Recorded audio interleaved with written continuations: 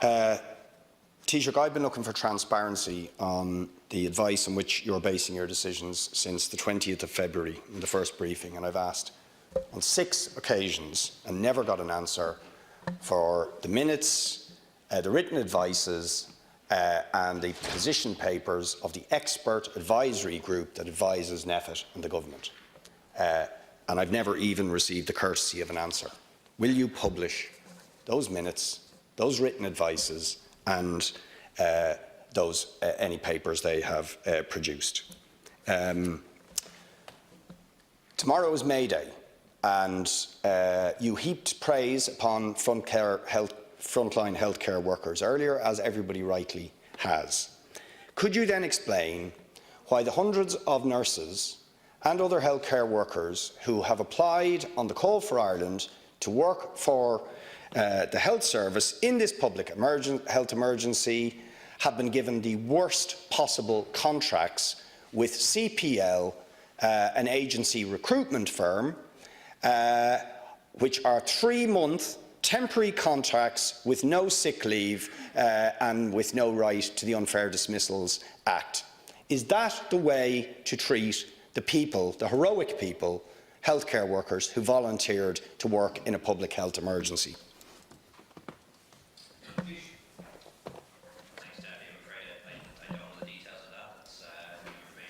I'll have to check up on it. As far as I understand it, anyone is entitled to access the Unfair Dismissals Act. That's a law that applies to all workers.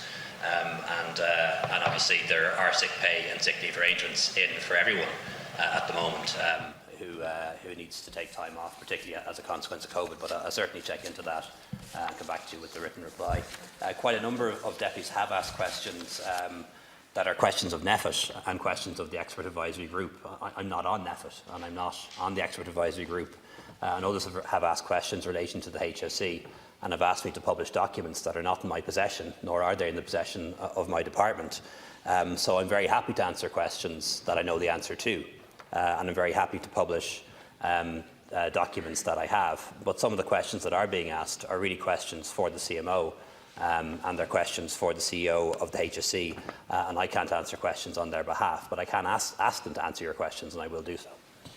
Boyd Barrett, you've just a little over a minute. That's the contract, and I've read it, and it's very clear. It's a temporary special purpose contract for 3 months. So when we need permanent increases in staffing in our health service, we're giving the worst contracts possible to people who are seeking to work in the public health emergency. Can you just issue an instruction to NEFIT to tell the expert advisory group to publish the minutes and the advices of the expert advisory group, so we can hear what the scientists and clinicians are actually saying?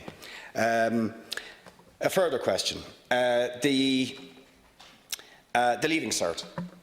Why are you continuing with the Leaving Cert when we don't know where we're going to be, when the stress that those students, the uncertainty and so on that they are suffering, and when a majority of Leaving Cert students are looking for certification that doesn't require the stress of sitting the exam, and indeed when many of them may have underlying health conditions where they'd be very worried about going into that environment? Can you please answer that question? Thanks, Doug. Just coming back to what you mentioned there earlier, NEFIT has agreed to publish the minutes of its meetings, and its advice to government is already published. In terms of the expert advisory group, that's not advice that I ever see. It's not in my possession, and there may or may not be reasons as to why they can or cannot publish it, but the CMO is the best person to answer that. I think there was a good debate on the Leaving Cert last week in this chamber, and the vast majority of people who spoke from most parties, from what I've been informed, spoke in favour of the decision to continue with the Leaving Cert, and the plan to do exactly that is being developed at the moment by the Department of Education with a view to the exams starting, I think it's on the 29th of July. And the thinking behind that is that the alternative, which would be predictive marking, raises all sorts of difficulties as well. The concerns, for example, by some students that their teacher mightn't give them a grade that they believe is fair, or, for example, that it may be based on the mocks. and students doing the mocks didn't realise that the mocks were going to be the basis for working out their results. So there's huge difficulties with predictive marking. It's not impossible, but I think if it were done, we'd be dealing with the whole raft of issues with regard to it.